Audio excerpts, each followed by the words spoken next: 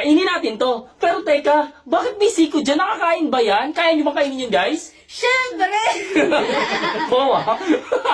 Bahala na, tara. Let's go? Let's go!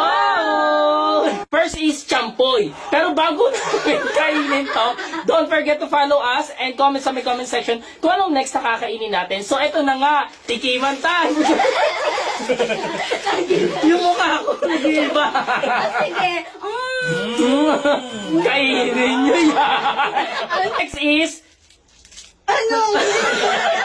Next is... Diary milk. Oh! Bakit isa lang? Pwede. Hati-hati tayo muna tayo budget. Wala ba tayong sweldo? Kailangan natin sumweldo. Lasang diary.